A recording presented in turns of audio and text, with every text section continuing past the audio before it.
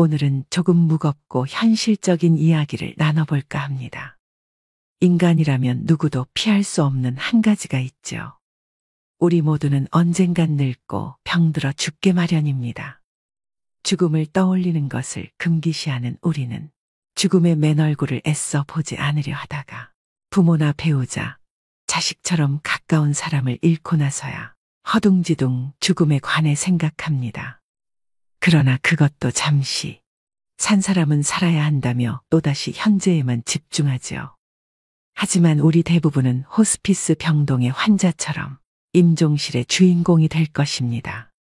이처럼 우리 모두는 언젠가 죽음을, 사랑하는 이와의 영원한 이별을 준비해야 합니다. 사실 그보다 더 힘든 것은 죽음의 순간 작별 인사도 하지 못하는 것일 텐데요. 인간이 세상을 떠나기 전 때가 왔다는 것을 알 수 있다면 얼마나 좋을까요? 스스로 삶을 마무리하는 시간을 가질 수도 있고 사랑하는 사람의 마지막 순간을 지킬 수도 있을 것입니다. 인생이라는 웅장한 공연의 커튼이 내려가는 그 순간, 여러분과 저는 무엇을 뜨겁게 느끼면서 육체와 이별하게 될까요? 임종 직전 대부분의 사람들에게 나타나는 공통점이 있다고 하는데요. 그래서 오늘은 임종 전 일어나는 대표적인 6가지 증상에 대해 살펴보려고 합니다. 오늘의 영상 끝까지 시청하시고 인생의 마지막 여정을 위한 해안을 얻으셨으면 좋겠습니다. 바로 시작하겠습니다. 우선 첫 번째로 수면 시간에 변화가 생깁니다. 길게는 약 한 달에서 짧게는 일주 전부터 수면 시간은 평소보다 길어지고 깨워도 별 반응을 하지 않습니다. 3, 4일을 내리자고 잠깐 가족의 얼굴을 알아본 뒤 다시 깊은 잠에 빠져들기도 합니다. 마치 혼수 상태처럼 잠만 자는 것이 특징인데요. 보통 사람은 잠을 잠으로써 몸이 회복되는 작용이 일어나지만 임종 전 환자는 몸이 회복되는 것이 아니라 대사가 서서히 느려져 체내의 장기 기능이 떨어지고 있는 것을 의미합니다. 또 갑자기 이상한 말을 하기도 하며 이유 없는 공포감을 드러내기도 하는데요. 항상 의식에 반응이 없는 것은 아니기 때문에 의식이 명료할 때 하고 싶은 대화를 미리 해두는 것이 좋습니다. 두 번째는 피부가 변합니다. 임종 전의 피부 변화는 종종 발생할 수 있는 현상 중 하나입니다. 주로 다음과 같은 양상으로 나타날 수 있습니다. 첫째, 차가운 피부. 임종에 접어들면서 혈액순환이 감소하고 체온이 떨어지면서 손과 발, 얼굴 등이 특히 차가워질 수 있습니다. 둘째, 천진 및 발색 변화. 피부의 진피와 표피의 경계가 더욱 뚜렷해지고 피부가 창백해질 수 있습니다. 혈액순환이 감소하면서 발색 변화가 나타납니다. 셋째, 수족 부종. 종종 임종 전에는 신부전이나 체내 액체 이동의 변화가 생길 수 있어서 손과 발이 부어오를 수 있습니다. 넷째, 건조한 피부. 신체 대사가 감소하면서 피부가 건조해지는 것이 일반적입니다. 각 단계가 진행됨에 따라 피부가 푸르스름해 보이는 청색증이 나타나기 시작합니다. 임종 전 대표적인 증상 세 번째는 정신이 맑아집니다. 죽음에 다다르면 오히려 정신이 맑아지고 뚜렷해지는 모습을 보이는 경우가 여럿 있습니다. 보통 이런 현상은 노화로 죽음을 맞이하는 노인들에게서 많이 발견되는 증상입니다. 이런 경우 제 기능을 하지 못하던 뇌도 순간적으로 제 기능을 해서 전에는 바로 옆에 있어도 잘 알아보지 못하던 가족들을 알아보고 초점을 잃었던 눈에도 힘이 생깁니다. 이런 상황에서 보통 어르신들은 가족들과 인사를 나누고 유언을 하시기도 합니다. 이럴 때 종종 힘있고 뚜렷한 눈으로 천장이나 창밖을 계속해서 주시하는 경우가 많다고 합니다. 네 번째는 호흡이 변합니다. 보통 임종 과정에서 나타날 수 있는 호흡은 체인스톡 호흡이라고 합니다. 임종이 다다르면 숨을 몰아쉬고 또 잠시 멈췄다가 또 몰아쉬는 경우가 반복됩니다. 이런 경우 보통 임종 과정에 가까웠다고 보게 되고 자연스럽게 숨을 쉬지 못하고 목의 근육이나 턱, 가슴 근육 이런 것들을 많이 사용을 해서 숨을 쉬는 모습을 보입니다. 또 가래 끓는 소리가 나기도 하는데요. 죽음을 앞둔 사람은 가래를 삼키지도 뱉어내지도 못하게 되면서 목에 분비물이 쌓이게 됩니다. 따라서 숨을 쉴 때 가래 끓는 소리가 납니다. 영어에서는 죽음의 딸랑이라고 이를 뜻하는 단어가 있을 정도로 대표적인 임종의 신호이기도 합니다. 5번째는 식욕 감소 및 갈증이 생깁니다. 임종 전 증상으로 며칠, 몇 주 동안 많은 사람들은 음식과 음료에 대한 욕구가 감소하는 것을 경험하는데요. 거식증으로 알려진 이러한 식욕부진은 신체 쇠퇴의 자연스러운 부분입니다. 몸이 필요한 것만 받아들이고 필요하지 않은 것은 배출합니다. 또 입이나 목이 건조해지고 입술이나 혀가 갈라지거나 침이 끈적끈적해집니다. 마지막 6번째는 변실금이 생깁니다. 임종 전 환자는 소변색이 진해지고 양이 줄어들게 되는데요. 모든 근육의 힘이 서서히 풀리게 되면서 환자의 의지와는 상관없이 괄약근의 힘 조절 때문에 변실금이 생기곤 합니다. 임종이 가까워질수록 배변의 양이 많아지고 반대로 혈압은 저하되어 소변의 양은 줄어들게 됩니다. 여러분 어떠신가요? 말씀드린 증상은 죽음의 접근과 더불어 몸과 정신의 변화를 나타내며 종종 죽음의 문턱에서 받아들임과 평온을 준비하는 과정으로 볼 수 있습니다. 의식이 없고 표현을 할 수 없을 때를 대비해서 의식이 있을 때 가족분과 소중한 사람들에게 충분히 전할 말을 하셔야 후회가 남지 않습니다. 요양병원에서 간호사로 20년째 일하고 있는 김미옥 씨는 수많은 죽음을 목격하면서 깨닫게 된 경험이 있다고 하는데요. 한 어르신은 폐렴으로 오랜 병상 생활을 하셨다고 합니다. 고령의 이 할아버지는 죽음이 문턱에 있었는데도 불구하고 아무도 어르신을 찾아오는 사람이 없었다고 합니다. 이 간호사가 수소문을 해보니 할아버지께서 젊은 시절에 가정을 돌보지 못하고 가족에게 지은 죄가 많으셨다고 합니다. 그래서 모든 인연을 끊고 혼자 사셨다고 하는데요. 이 어르신은 육체적으로 이미 돌아가실 시점이 지났는데도 불구하고 억지로 숨을 버티고 있는 느낌을 받으셨답니다. 가족을 수소문해서 아내분이 찾아오셨고 아내분은 남편의 손을 꼭 붙잡고 내가 용서해 줄 테니 이제 편안히 가셔요라고 하니 그제야 할아버지는 눈을 감으셨다고 합니다. 그렇게 사랑했던 가족이 떠나가게 되면 우리는 슬퍼할 겨를도 없이 뒤이은 장례를 준비해야 합니다. 가족 중 소중한 누군가를 허망하게 떠나보내고 다들 경황이 없지만 누군가는 꼭 준비해야 하는 일이죠. 무엇부터 해야 하는지 모르는 경우가 많아 당황하는 분들이 많습니다. 그나마 상조에 가입했으면 가입한 상조에 연락하면 그만이지만 까다롭고 복잡한 장례 절차와 조문객 접대, 막대한 장례 비용은 큰 부담으로 다가옵니다. 한 조사 결과에 따르면 국민의 80.4%, 즉 5명 중 4명은 상조 서비스가 꼭 필요하다고 답했는데요.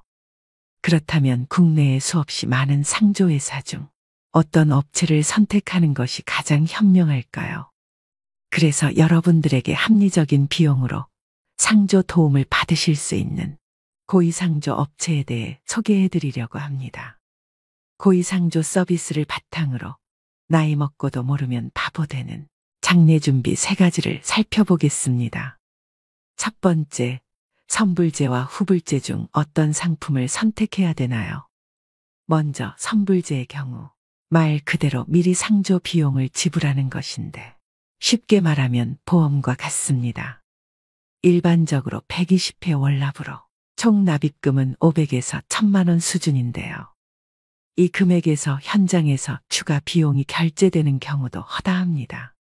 또 가입 시 가전이나 휴대폰 할인 등을 명목으로 가입을 유도하는 경우가 많고 이런 부분에 혹해 가입하시는 분들도 많습니다.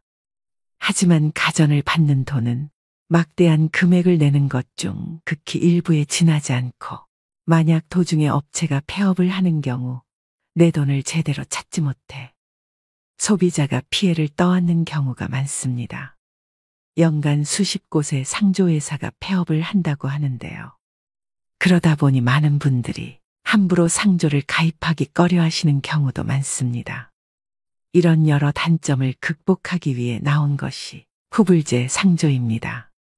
후불제의 경우 낮은 금액대부터 높은 금액대까지 다양하게 갖추어 있어서 가족분들이 예산에 맞춰서 직접 선택하실 수 있는 장점이 있으며 불필요한 상품들을 포함하지 않을 수 있기 때문에 훨씬 합리적으로 비용을 아낄 수 있습니다.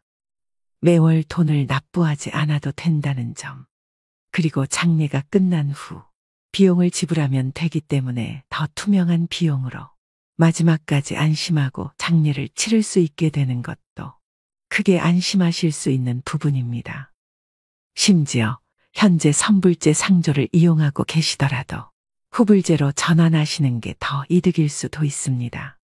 고위상조에서는 후불제 전환 비교 서비스도 제공해드리니 상담 받아보시길 추천드립니다. 두 번째, 장례식장이 있는데 굳이 상조도 따로 필요한가요? 이는 웨딩 플래너 없이 결혼을 준비하는 것과 유사합니다.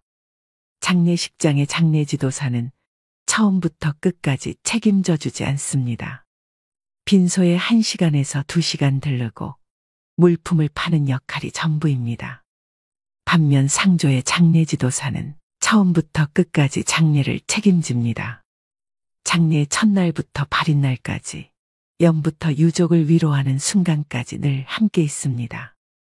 장례식장을 끼고 장례를 진행하는 것은 물품, 식비 등을 고려하므로 상조보다 기본적인 비용이 더 많이 나오는 것이 보통입니다. 그 이유는 두 가지인데요. 먼저 기본용품의 단가가 높습니다. 상조에서 10만 원 하는 수의가 장례식장에선 기본 40에서 50만 원입니다. 수의 가격만 봐도 벌써 4, 5배 차이가 납니다. 언론에서 많이 보도되듯이 장례식장에서의 유골함 가격은 정말 부르는 게 값입니다. 또 식비를 관리해주는 상조와 달리 식비가 많이 나올수록 장례식장 측의 이득이므로 추가 비용도 수십만 원을 훌쩍 넘기게 됩니다. 유족들이 경황이 없다 보니 물품 선택을 하실 때 정확한 판단을 못 하시게 됩니다. 그런 리스크를 없애는 게 바로 상조인 것이죠. 마지막 세 번째는 정직하고 합리적인 상조업체 고르는 방법입니다. 결론적으로 정직하고 합리적인 후불제 상조에 맡기는 것이 답인데요. 다만 국내에 수없이 많은 상조업체 중 어느 업체가 믿고 맡길 만한지 판단하기가 어렵습니다. 현명하게 상조업체 고르는 방법 첫 번째는 가격 정찰제를 활용하고 있는가. 장례용품 강매와 노잣돈 및 수고비 강요 등 추가적인 결제를 유도하지 않는 것이 매우 중요합니다. 많은 업체들이 최저가를 표방하고 유인한 뒤에 추가 비용 결제를 유도하는 방식을 사용합니다. 고위상조는 합리적인 비용으로 구성되어 있는데요. 가족장이 259만 원, 무빈소장 159만 원, 일반장 359만 원으로 이용하실 수 있습니다. 둘째, 미사용 품목을 공제하고 있는가. 고위상조는 권리 포기로 간주한다. 다른 품목으로 대체 제공한다는 등의 부정적인 관행을 따르지 않습니다. 하지만 많은 업체들이 품목들을 사용하지 않았음에도 공제하지 않고 있는 것이 현실입니다. 셋째, 친절한 서비스를 제공하는가.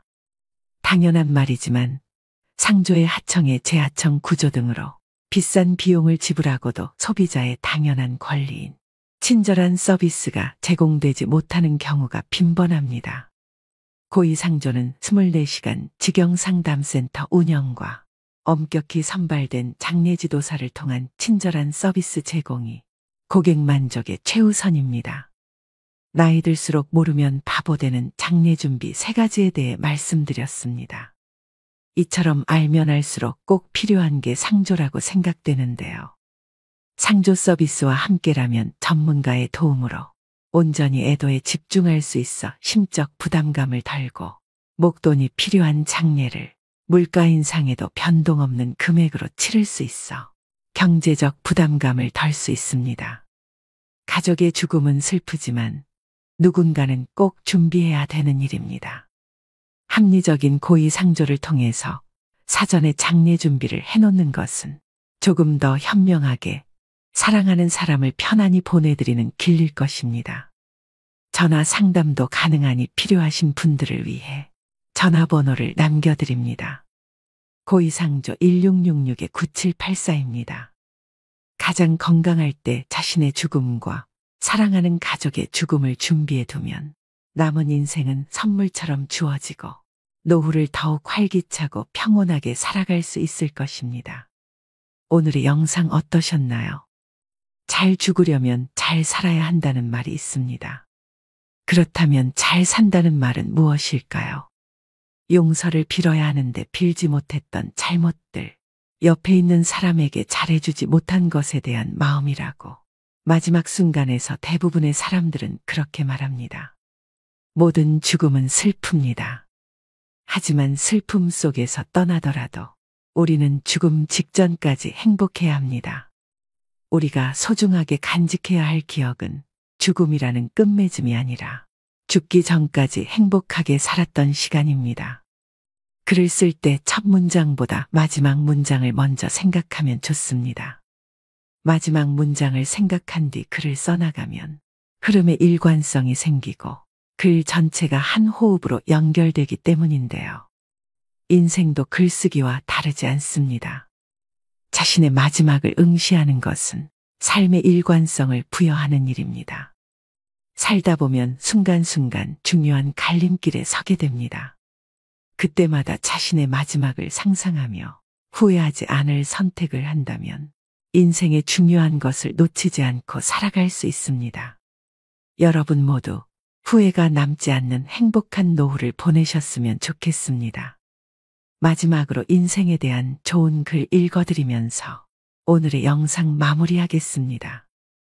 무엇이 삶이고 무엇이 늙음이고 무엇이 죽음인가?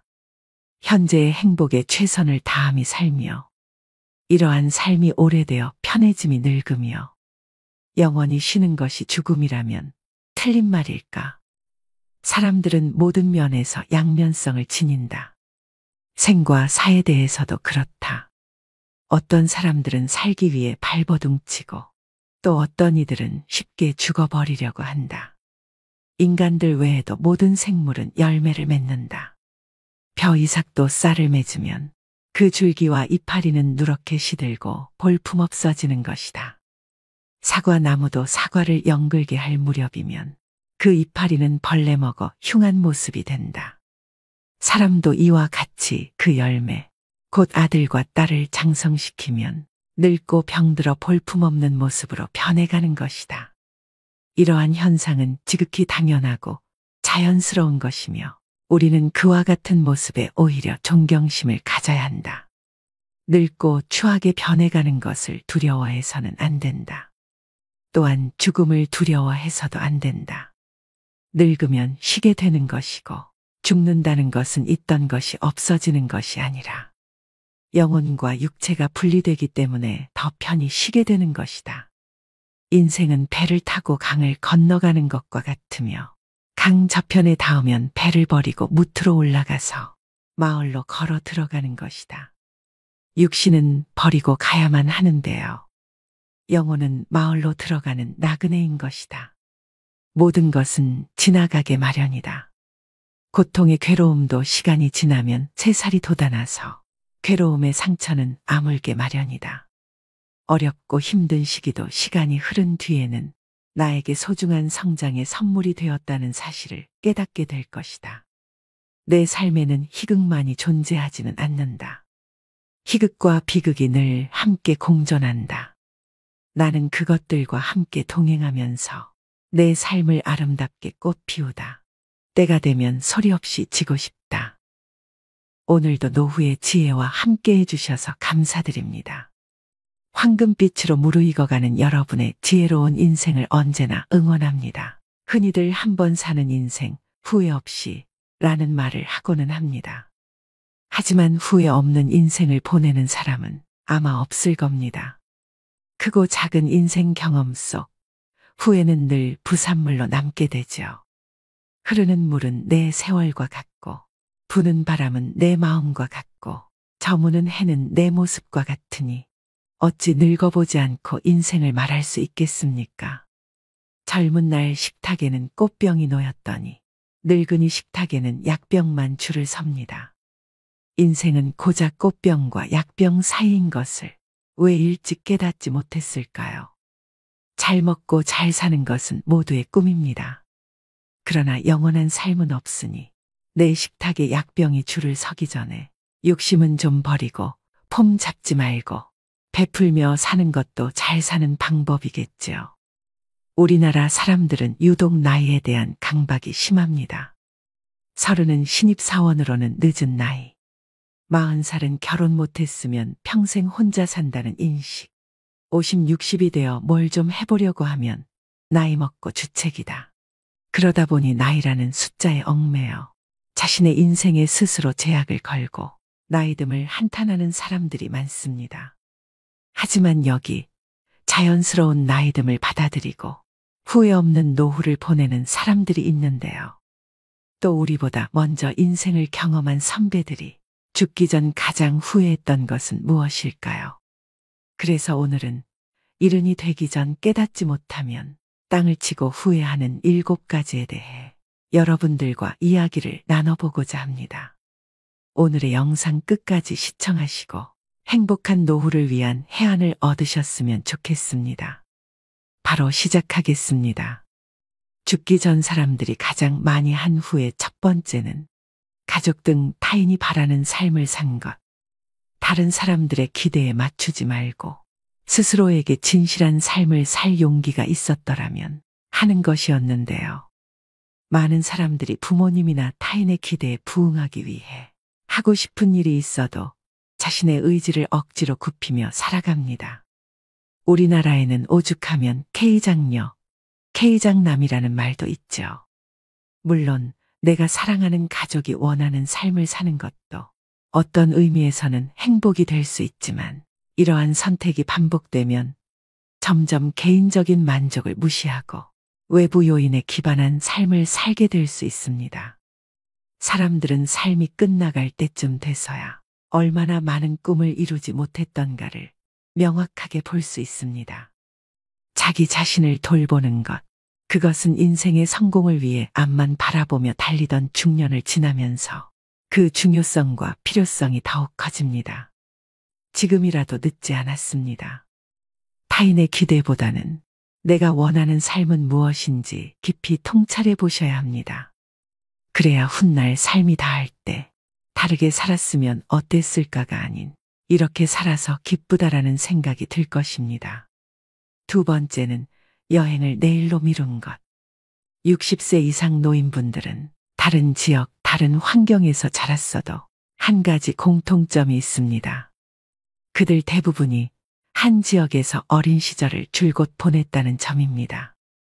적어도 수십 년은 고향을 떠나지 않고 살았습니다. 요즘은 인터넷이나 스마트폰으로 세상의 여러 풍경과 다양한 사람들의 모습을 접할 수 있었지만 1980년대까지만 해도 비행기를 타본 사람 역시 극히 드물었죠. 그래서 어르신들은 여행을 더 많이 했더라면 이라고 아쉬움을 표현합니다. 81세 김경수 씨는 말합니다. 우리 부부는 은퇴하면 여행을 많이 하기로 했지. 그런데 정작 은퇴 후에는 아내가 세상에 없었어. 너무 늦었지. 몇 번 혼자 여행을 가긴 했는데 혼자 가니까 재미가 없더라고. 로키 산맥을 버스를 타고 지나가는데 풍경이 예술이었어. 옆자리에 아내가 있었더라면 이렇게 말하고 싶더군. 저 빛깔 좀 봐. 인생 선배들은 다른 곳에 지출할 돈을 아끼거나 먼저 사용해도 좋을 만큼 여행은 가치 있는 일이라고 말합니다. 여행은 견문은 넓혀주고 삶의 구심점을 찾게 도와주며 여러 가지 새로운 것들에 도전하게 해주므로 아주 많은 이익을 준다고 얘기합니다. 또 여행하면 나이가 들어서도 세상을 제대로 볼 수 있는 특별한 힘을 주고 인생을 잘 살았다는 기분도 느끼게 해줍니다. 주저할 이유가 없는 것입니다. 자, 여러분. 이제 가고 싶은 곳, 보고 싶은 곳 목록을 만들어 보세요. 세 번째는 건강관리에 소홀한 것. 건강은 우리가 행복한 삶을 영위하기 위해 필수적인 요소인데요.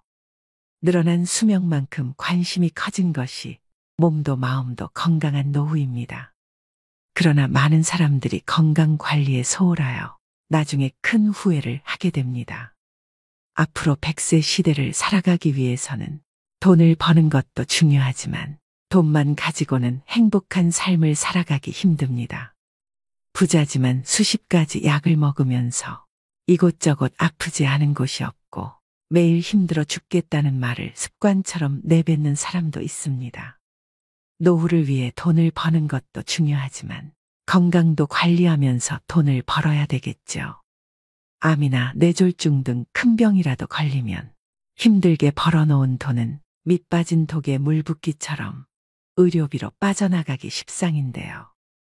조금이라도 건강할 때 자신의 건강에 관심을 가지셔야 됩니다. 건강관리를 위해 적극적으로 권하고 싶은 것이 있습니다. 바로 신체 단련인데요. 즉 운동을 생활화하는 것입니다.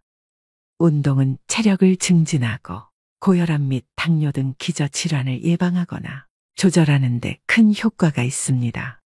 그리고 무엇보다도 가장 중요한 뇌 건강에 큰 도움을 줍니다.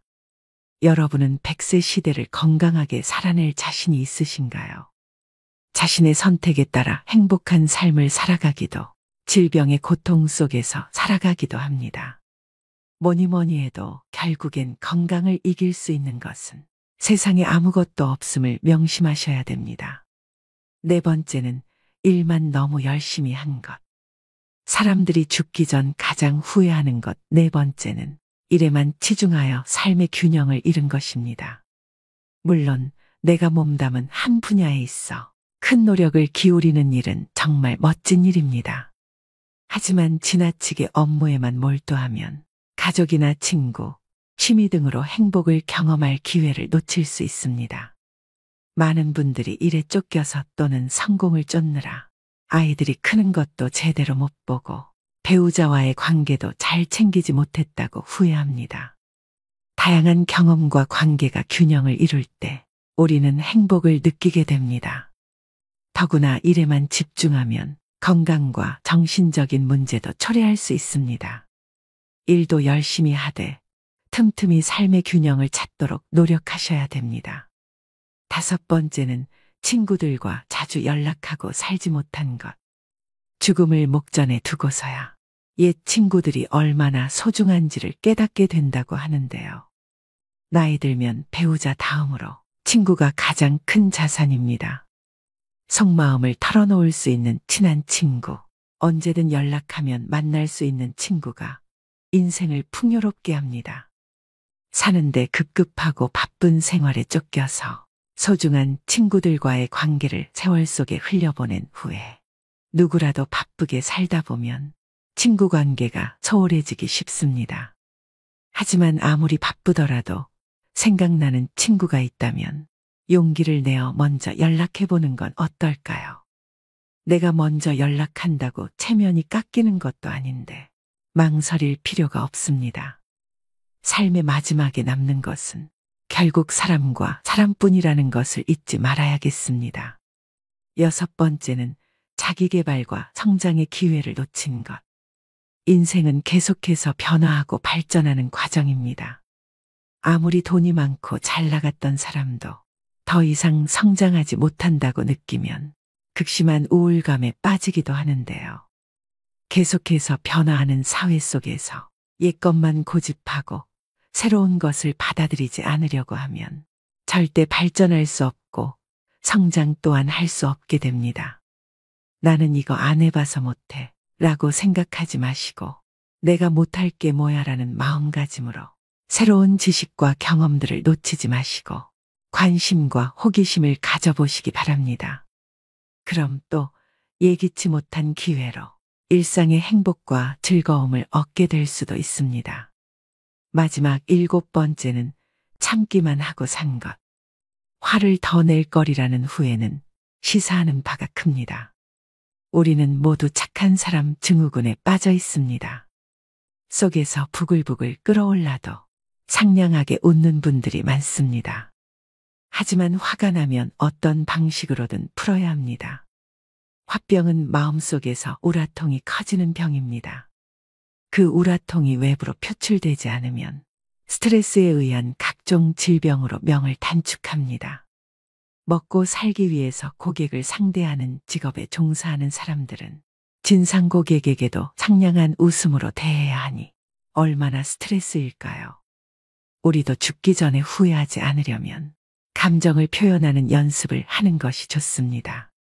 임종을 앞둔 사람들은 다른 사람들과 평화롭게 살기 위해 자신의 감정을 억누른 부작용을 지적했습니다. 그들은 솔직한 감정을 표현하지 못해 내면에 쌓인 냉소와 분노가 병을 만들었다고 여겼습니다. 충분히 화를 내야 할 상황임에도 좋은 게 좋은 거다라고 생각하며 참고 사시는 분들이 많습니다. 당장은 참지만 결국엔 속에서 터지고 맙니다. 인생 뭐 있습니까?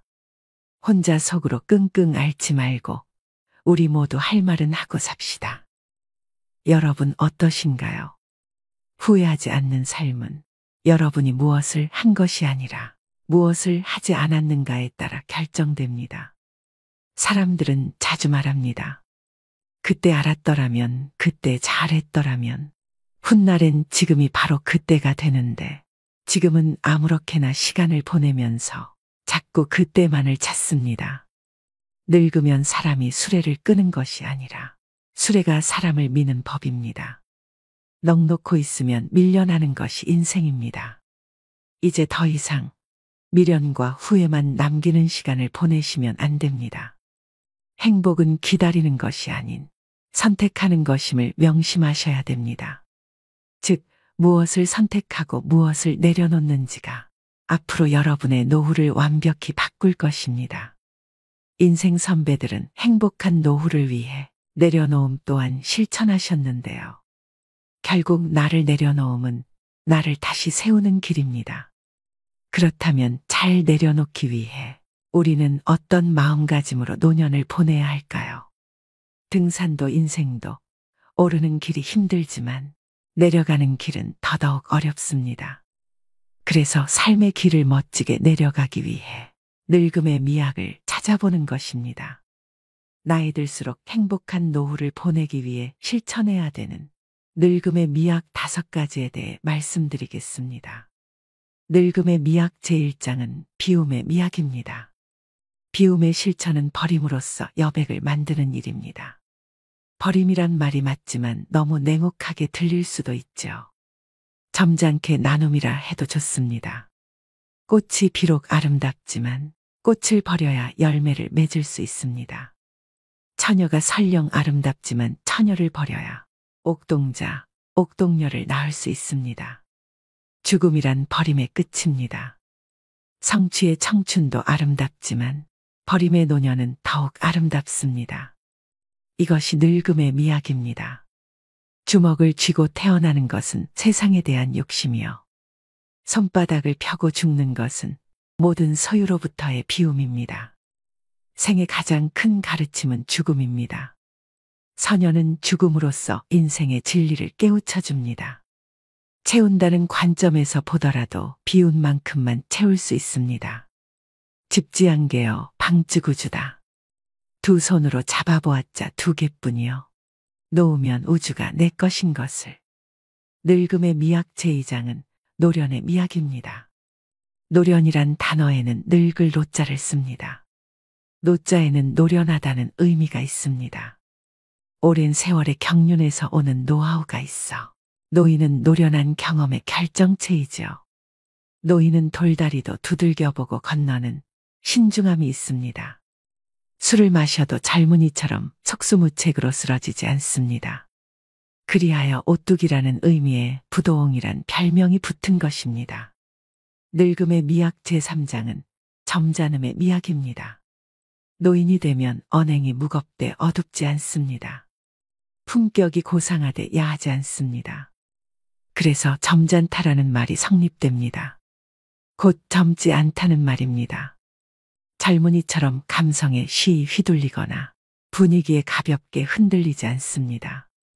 젊은이의 잘못을 보고도 잘 나무라지 않음은 힘과 용기가 없어서가 아니라 그들도 그러한 시절을 겪어왔기 때문에 이해하고자 함입니다. 점잖음, 그것은 중후한 인생의 완결이자 노인이 보여줄 수 있는 장엄한 아름다움입니다. 늙음의 미학 제4장은 생각의 미학입니다. 노인이 되면 이런저런 생각이 많아집니다. 그러다 보니 했던 말을 또 하기도 합니다. 하지만 그 생각은 일념통천의 지혜의 샘물입니다. 늙은이는 늘 그 자리에 있는 이다. 생각이 깊고 많기 때문입니다. 그저 자리만 차지하고 있는 게 아니라 세상을 염려하고 가문을 지키면서 늘 그 자리를 지키는 것입니다. 늙음의 미학 마지막 장은 3분의 2의 미학입니다. 흔히 몸은 늙었어도 마음은 아직 청춘이라고 항변하는데 이 말은 사실입니다. 정신의 나이는 육신의 나이의 3분의 2에 불과합니다. 60세면 40세로 생각하고 90세면 60세로 생각합니다. 마음마저 육신과 똑같이 늙었다고 생각하면 삶이 위축됩니다. 죽는 날까지 젊은이의 기상으로 살아가야 합니다. 젊은 생각으로서 씩씩한 만년을 맞이해야 합니다. 인류의 평균 연령이 급격히 늘어감에 따라 온 세상이 고령화 사회로 접어들고 있습니다. 퇴직의 새벽을 맞이하면 인생 리모델링을 반드시 해야 합니다. 내 남은 인생의 가장 젊은 날이 바로 오늘입니다. 어제 죽은 자가 그토록 소망하던 오늘이죠. 영리하고 재주가 있는 사람을 일러 총명하다고 하는데 총은 귀가 밝다는 뜻이며 명은 눈이 밝다는 뜻입니다.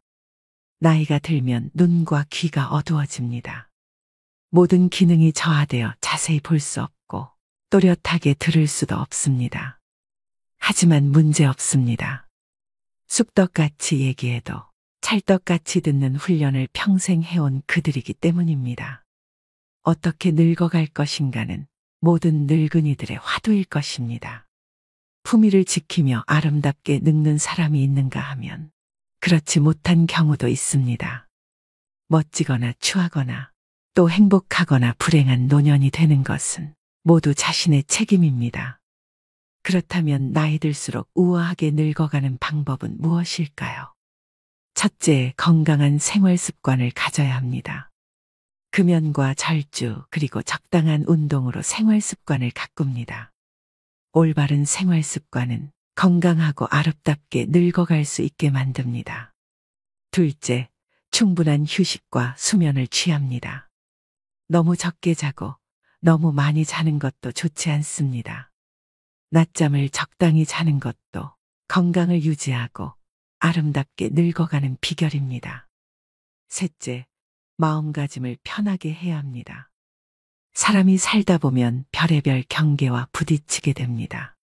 하지만 언제나 긍정적, 적극적인 행동으로 마음을 편하게 가지면 곱게 늙어갈 수 있습니다. 넷째, 노화에 맞서지 말고 자연스럽게 수용해야 합니다. 의학 발달로 주름살 하나에도 피부 미용 시술과 성형을 합니다. 하지만 자연스럽게 늙어가야 합니다. 나이에 맞지 않는 어색함을 주는 얼굴은 오히려 우아함을 상실합니다. 다섯째, 욕심을 버려야 됩니다. 아무리 의욕 있고 하고 싶어도 나이 들면 욕심을 부리면 안 됩니다. 나이 들어 욕심 부리면 추하게 보여 외면당하기 십상입니다. 여섯째, 말을 줄인다. 젊은 애들은 제잘제잘 말을 많이 하면 귀엽습니다. 그런데 나이 들어 말을 많이 하면 다들 싫어합니다. 특히 잔소리는 금물입니다. 일곱째, 회의나 모임에 부지런히 참석하세요. 불러만 줘도 기쁜 나이입니다. 대외 활동을 기피하면 정신과 육체가 모두 병들 수 있습니다. 동창회나 카페 모임, 옛 직장 동료 모임 등에 웬만하면 빠짐없이 참석해야 됩니다. 8째, 공덕을 쌓습니다. 지금 쌓은 공덕이 내 인생 미천이 됩니다. 내 생을 이 생보다 멋지게 살려면 생전에 아낌없이 베풀어야 합니다. 보시보다 더 큰 공덕이 없다고 했습니다. 9째, 사랑을 합니다. 사랑을 받고 사랑을 주는 것만큼 아름답게 늙어가게 하는 일은 없습니다. 사랑을 하면 얼굴색이 변하고 곱게 늙어갈 수 있습니다. 마지막 10번째, 죽음을 준비합니다. 인간은 누구나 죽습니다. 우주의 섭리를 거부하고 더 살겠다고 발버둥치는 것을 노출하고 합니다. 오늘의 영상 어떠셨나요? 노력 여하에 따라서 누구나 아름답고 행복하게 늙어갈 수 있습니다. 그 남다른 노력을 소홀히 하지 않는 것이 바로 지혜이죠. 인간은 지난 세월을 어떻게 살았느냐에 따라 노년이 평가됩니다. 그래서 자기 관리를 잘하는 것은 축복이며 아름다운 노년의 길일 텐데요. 이 10가지 중 절반이라도 몸에 익히면 훨씬 아름답게 늙어갈 수 있습니다. 어여쁘게 물든 단풍은 봄꽃보다 아름답다고 했습니다. 나이만 먹고 백발이 된다고 다 어른이 아닙니다. 오늘의 영상이 여러분의 지혜로운 노후 설계에 도움이 되셨길 바랍니다. 오늘도 노후의 지혜와 함께 해주셔서 감사드립니다. 황금빛으로 무르익어가는 여러분의 지혜로운 인생을 언제나 응원합니다. 운이 좋아질 때나 나빠질 때는 제일 먼저 얼굴 관상에 나타납니다. 오랜만에 만난 사람을 보면 그의 인상을 살피고 안부를 건넵니다. 얼굴이 푸석해 보이는데 무슨 일 있어? 혹은 얼굴이 활짝 폈네 라고 말하죠. 실제로 그 사람의 기운이 변화해 얼굴에 그대로 나타나기 때문인데요. 운의 변화에 따라 그 징조가 보이게 되고 이것은 얼굴에 제일 먼저 나타난다고 합니다. 지금까지의 삶뿐만 아니라 앞으로의 삶 역시 모두 얼굴에 드러나게 되며 이를 관상학에서는 찰색이라는 빛으로 표현합니다. 오늘은 대운이 들어올 때 얼굴에 생기는 변화에 대해 살펴보겠습니다. 먼저 첫 번째는 얼굴에 균형이 생깁니다. 다른 사람이 내 말을 비웃고 있다는 것은 바로 상대의 눈과 입이 삐뚤어져 있을 때 느낄 수 있는데요. 항상 무엇을 부정적으로 바라볼 때는 입꼬리나 눈이 삐뚤어집니다. 삶이 아주 어렵거나 고난 속에 있는 사람이라면 정면에서 바라볼 때 좌우가 약간 기울어져 있는 것을 발견할 수 있습니다. 눈, 어깨, 걸음걸이 등 그 사람의 모든 표정과 움직임에서 드러나게 됩니다. 따라서 우리는 몸의 균형을 잡는 것이 중요합니다. 그렇게 된다면 인상도 좋아지고 관상 역시 부자가 될 관상으로 변하게 될 것이라고 합니다. 두 번째는 이마에 밝은 빛이 생깁니다. 얼굴이 환해졌다. 얼굴 좋아 보인다라는 말 들어보셨나요? 우리는 보통 상대방을 처음 보거나 오랜만에 만났을 때 외모와 밸런스 그리고 기운을 살펴보곤 하는데요. 상이라는 것은 이렇게 타인이 먼저 보고 느끼게 됩니다. 부자의 운이 들어올 때는 제일 먼저 이마가 밝아지기 시작합니다. 이마는 청기가 우리 몸에 제일 먼저 흡수되는 곳이고 기운이 변하는 첫 번째 관문이기 때문입니다. 삶이 좋아지게 되면 이마가 제일 먼저 밝아지게 되고 반대로 어려워질 때는 이마가 어두워지게 됩니다. 또 이마와 더불어 미간은 현재의 운을 볼 수도 있고 정신력, 건강, 선천적인 운까지 볼 수 있는 자리입니다. 따라서 세안을 하거나 화장을 할 때는 이마와 미간을 깨끗하게 씻고 가능한 투명하고 밝게 화장하는 것이 좋습니다.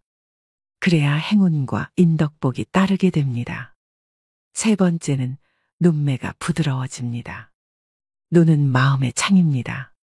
관상에서 눈은 운의 흐름은 물론이고 그 사람의 격을 판단하며 결정적일 때 믿고 신뢰할 수 있는가를 판단하는 중요한 잣대가 됩니다.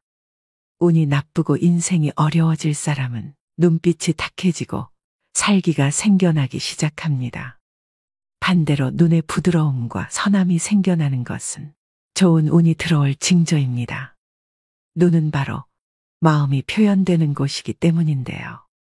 현대 과학자들 역시 눈이 얼굴 인상의 반 이상을 차지한다라고 말하기도 하며 이미지 좋다, 인상 참 좋다라고 말하는 것은 사실 눈이 선하고 부드럽다라는 표현이라고 합니다. 반면 눈을 자주 깜빡거리고 똑바로 시선을 마주하지 못하는 사람은 마음에 거짓이 있고 정직함이 없는 사람입니다.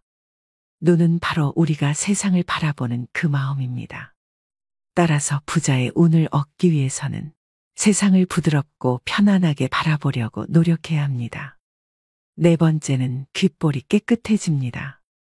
많은 사람들은 귀 모양으로 사람의 재물운을 가늠합니다. 하지만 사실 관상학에서는 귀의 모양보다는 색을 더 많이 본다고 하는데요. 귀의 혈액순환이 잘 되어 귀가 불그스름한 빛이 도는 것이 좋습니다. 이처럼 귀의 혈색이 밝고 좋으면 수명이 길고 재물운이 있습니다. 이런 귀의 소유자는 성격도 둥글둥글하고 원만하여 대인관계도 좋아 인생에 적이 별로 없다고 합니다. 여성의 경우 귀걸이가 귓볼을 자극하여 혈액순환이 더 잘 되게 됩니다. 또 시간 날 때마다 귀를 한 번씩 문질러주는 습관은 운을 좋게 만들 뿐 아니라 간과 신장의 기운을 강화시켜주는 행위인데요. 상학적으로는 자신감과 운을 살려주는 동작이라고 합니다. 다섯 번째는 입에 편안함이 보입니다. 입은 모든 복을 받아주는 밥그릇입니다. 또한 관상학에서 입은 한 사람의 앞날을 측정하는 척도라고 하는데요. 입이 편안해 보인다면 부자의 운이 살아나고 입이 불편해 보이거나 움직임이 많다면 반드시 가난해지거나 불행해집니다. 따라서 입을 꽉 다무는 대신 항상 입은 부드럽게 닫고 상악과 하악에 약간의 간격을 두어 누가 봐도 편안한 입이 되도록 하는 것이 좋습니다. 부자의 운을 만드는 최고의 표정입니다. 여러분 어떠신가요? 대표적인 부자인 이병철 부자를 비교해보면 아들 이건희는 전형적인 부자상이고 아버지 이병철은 부자가 될 상이 아님에도 부자가 된 사람으로 심상의 대표적인 사람입니다. 일상의 삶에서 즐거운 일이 많은 사람의 얼굴 형상은 편안한 얼굴상을 보여줍니다. 반대로 삶이 힘들고 짜증나는 일이 많은 사람은 환한 얼굴에 찌그러져 있는 얼굴상을 하고 있죠. 관상은 어떠한 마음가짐으로 삶을 살았느냐에 따라 형성되었다고 보아야 합니다.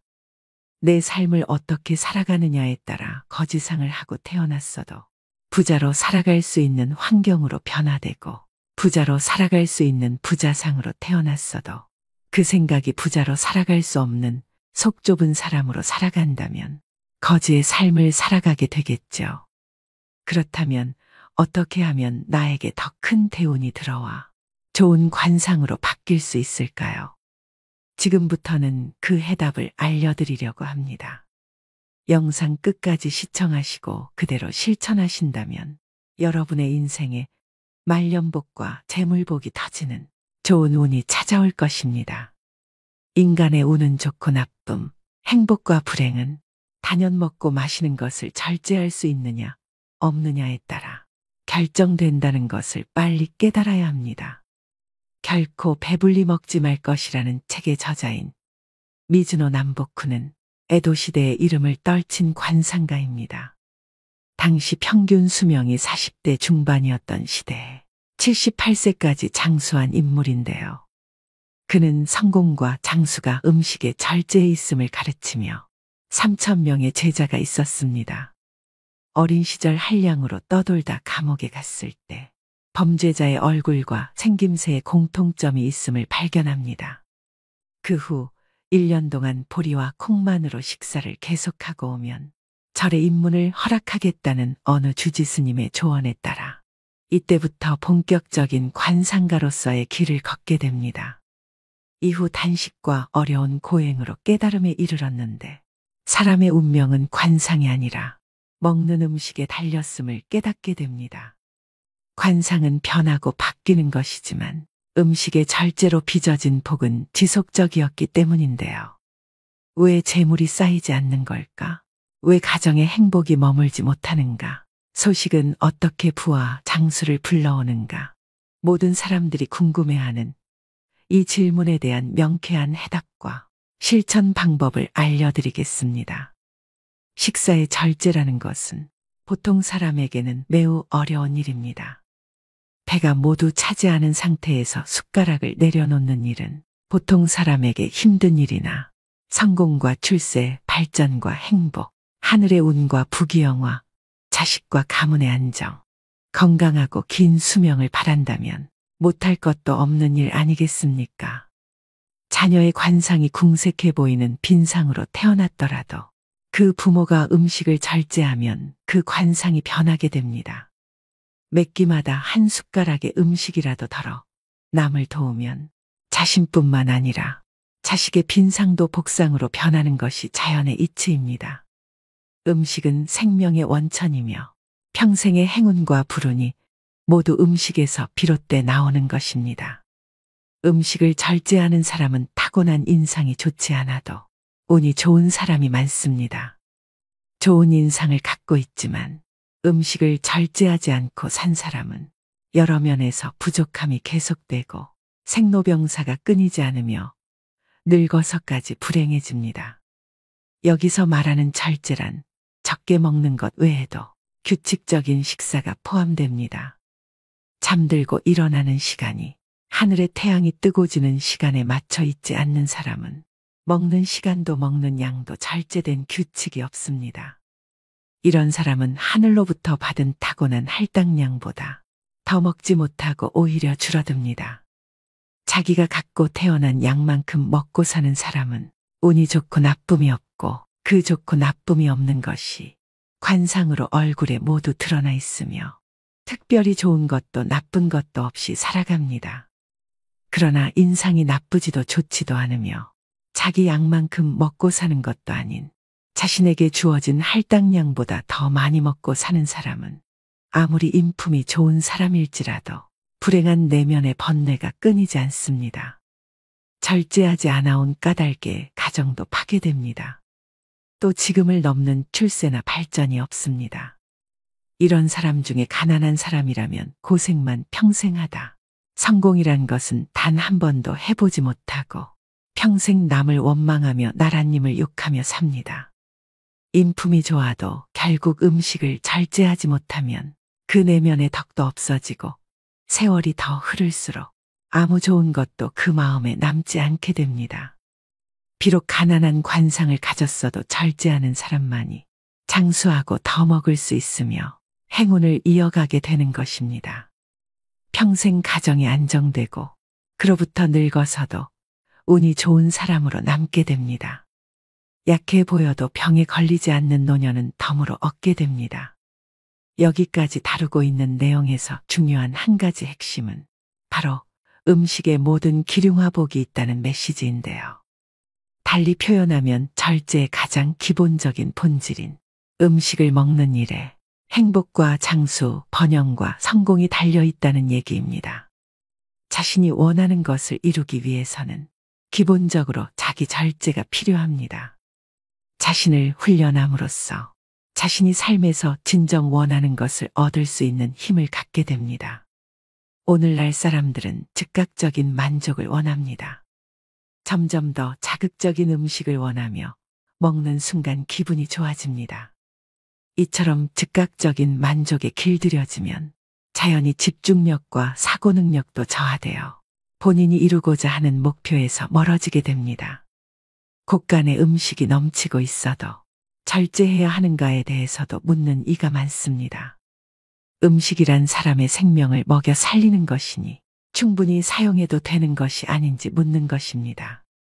허나 사람의 생명을 먹여 살리는 음식이라도 대식가라면 그것은 불행을 자초하는 일입니다. 폭식해도 마찬가지입니다. 그것은 초목의 비료를 과하게 주는 일과 다를 바 없습니다. 넓은 논밭에 비료를 과하게 주면 잘 자라기는커녕 죽고 말지 않습니까? 사람도 그렇습니다. 과하게 먹는 것은 생명을 살리는 것과 완전히 반대되는 것으로 오히려 인명을 해치는 일입니다. 먹는 양이 일정하지 않고 규칙적이지 않으며 때때로 많이 먹으며 폭식하는 사람은 아무리 관상이 좋아도 불운을 항상 함께 갖고 있게 됩니다. 평생 안도감을 얻지 못하는 것입니다. 술과 고기를 가까이 하고 주변 사람들을 불러 모아 먹고 즐기다 보면 하지 않을 말과 행동을 할 때가 많고 흥청거리는 기분으로 약속을 남발하지만 신뢰할 만한 비즈니스로 연결되지 못할 때가 많습니다. 외모가 정갈하고 잘 갖춰져 보여도 식습관이 엉망인 사람은 그 정갈함이 오래가지 못하거나 잠깐 그 용모를 유지하는 것일 뿐 마음이 엄격하지 못한 사람일 뿐 아니라 반드시 허세꾼이며 거칠에만 하는 사람이니 멀리해야 합니다. 신분이 높아도 신분이 낮은 사람처럼 조잡스럽고 망측한 음식을 좋아하며 그것을 즐겨 찾아 많이 먹는 사람은 마음이 천박할 뿐 아니라 수명도 타고난 명보다 더 빠르게 줄어듭니다. 사람은 모두 하늘에서 받은 먹을 양이 정해져 있습니다. 그렇다 해도 명운을 스스로 더 좋게 하고 행운을 불러올 수 있는 하늘의 복이 바로 음식 절제에 있으니 신분이 낮은 사람은 균형이 올바른 식사를 기본으로 하고 채소가 많은 식사하기를 불평하지 않아야 합니다. 이렇게 되면 그 집안에 먹을 수 있는 복이 더 늘어나게 됩니다. 이렇게 늘어난 먹을 복은 자손에게까지 물려줄 수 있게 됩니다. 무병장수할 관상이라도 젊어서부터 매일 맛있는 음식을 찾기 좋아하는 미식가는 나이가 들면 위장병에 걸리게 됩니다. 관상이 좋다고 운이 좋을 것이라고 착각하면 결코 안 될 것입니다. 늙어서까지 행복하고 싶은 사람은 젊어서 하루라도 빨리 절제된 식생활을 하면 수명을 다할 때까지 만족스러운 삶을 누릴 수 있는 것입니다. 어려서부터 절제된 식습관을 가지고 있었다면 하늘에서 받게 되는 음식의 양이 천지에 퍼져 자손에까지 반드시 반영되고 그 자신도 그로부터 만족을 얻게 됩니다. 자신이 죽어도 자신이 쌓아놓은 음식의 양을 자손이 받게 되기 때문입니다. 따라서 음식을 절제하고 이를 엄격하게 통제하는 것은 자기 자신만을 위하는 일을 넘어 부모에 대한 효행의 기본이 되는 것입니다. 옛날에 교만한 사람은 그 처세가 오래가지 못한다는 말이 있습니다. 아무리 행복한 사람이라도 식사는 반드시 절제해야 합니다. 비록 가난하고 수명이 짧아도 사려 깊게 음식이나 물건, 자신의 소유물을 아껴서 사용하면 스스로 하늘과 땅으로 뻗어나가 그만큼의 행복과 생명을 늘리게 되는 것이 하늘의 이치입니다. 그러므로 자신이 받고 태어난 음식의 할당량을 벗어나 먹지 않아야 합니다. 그것보다 적게 먹고 절제하면 음식의 양은 더 많이 늘어나 애초에 받은 것보다 더 길게 먹을 것이 풍족해지지만 그 양을 모두 채우면 행운은 고사하고 불행이 가득하다 힘들게 죽게 되며 그 양보다 더 많이 먹으면 가정과 자손까지 망치게 되며 예기치 못한 재앙과 손실이 일어나니 이보다 더 중요한 법이 어디 있겠습니까? 절제하지 않으면 그 누구라도 늙어서 불행이 찾아옵니다. 그도 그럴 것이 술로 인해 피가 많아지고 마음은 느슨해질 수밖에 없습니다. 마찬가지로 과식하거나 폭식하는 사람은 배불리 먹고는 마음을 늘어뜨립니다. 자연스레 졸음도 몰려오니 마음도 느슨해지고 정신도 신체도 마음도 점점 더 침체해 갑니다. 결국 그런 것들이 병을 몰고 와 죽음을 맞이하게 됩니다. 비록 부잣집의 가세가 기울고 망했어도 만약 후대에 누군가 자신의 식단을 검소하게 유지하고 식사를 줄여 아끼며 살다 죽음이 가까워지면 천직의 벽이 일어나 그 집안이 다시금 수입이 늘고 번영을 향해 나가게 됩니다. 그가 복을 지었기 때문입니다. 비록 빈곤한 관상이라도 실제 빈곤한 사람처럼 식사를 균형 있게 하고 엄격하게 통제하면 빈곤은 그 얼굴의 관상에 아랑곳하지 않고 사라져버립니다. 면죄부를 얻은 것이고 그에 상응하는 금은 보화를 얻은 것입니다. 생명이 있는 한 누구에게나 행운은 있는 것입니다. 다만 살아있는 동안 더 많은 좋은 운을 얻고 싶거든 아침 일찍 일어나십시오. 아침에 일어나 하는 모든 일에 정성을 다하고 모든 만물이 소생하는 새벽의 강한 기운을 온몸으로 모두 누리십시오. 또한 음식을 절제하는 것을 그 습관에 더하면 원하는 것이 천리에 이루어지고 점차 운이 열릴 것입니다.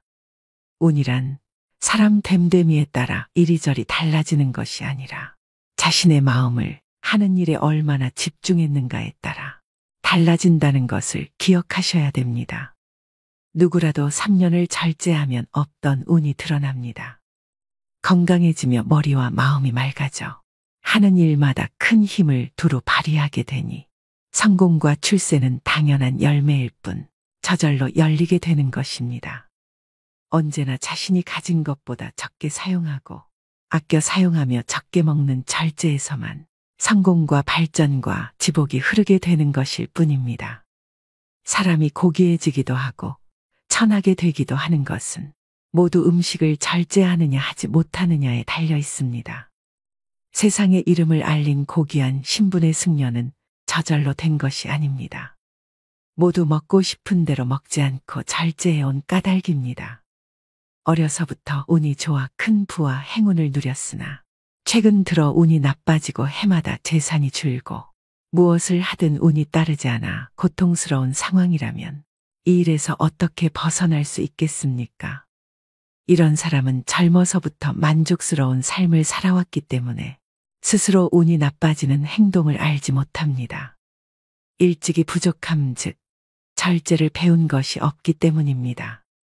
생활을 바르게 하지 않았거나 불규칙적으로 먹고 자는 일을 계속해온 사람은 아무리 비상한 재주를 가졌어도 다른 이에게 지속적인 존경심을 얻지 못합니다. 따라서 지금부터라도 절제를 배운다면 다시금 좋은 기운을 이을 수 있습니다. 오늘의 영상 어떠셨나요? 하나를 보면 열을 안다는 말이 있습니다. 인간의 가장 기본적인 욕구인 식에 대해 자제할 줄 안다는 것은 삶의 다양한 측면을 보더라도 참 중요하다는 생각을 하게 됐는데요. 균형 잡힌 음식으로 신체의 건강도 챙기겠지만 해로운 것들을 자제할 줄 아는 힘이기 때문에 스트레스를 관리하는 정신, 정서적 능력이 될 수도 있고 충동적인 지출도 자제하게 되고 과잉된 말과 행동을 삼갈 줄 아는 절제력이 될 수도 있으며 목표 달성을 위한 인내심과 자제력의 뿌리가 될 수도 있습니다. 이처럼 음식에 대한 태도를 보면 그 사람의 모든 면에서의 절제된 삶을 알 수 있다고 합니다. 나아가 앞으로의 미래까지도 알 수 있다고 하는데요. 절식이 우리의 운과도 연결된다는 메시지는 현대인들에게 시사하는 바가 크다고 생각됩니다. 자신을 제어할 수 있다면 내 운명도 바꿀 수 있다는 주장은 누구라도 부정할 수 없는 얘기일 것입니다. 오늘부터라도 절식을 통해 여러분의 운을 완전히 새롭게 변화시켜 보시면 어떨까요? 오늘도 노후의 지혜와 함께 해주셔서 감사드립니다. 황금빛으로 무르익어가는 여러분의 지혜로운 인생을 언제나 응원합니다.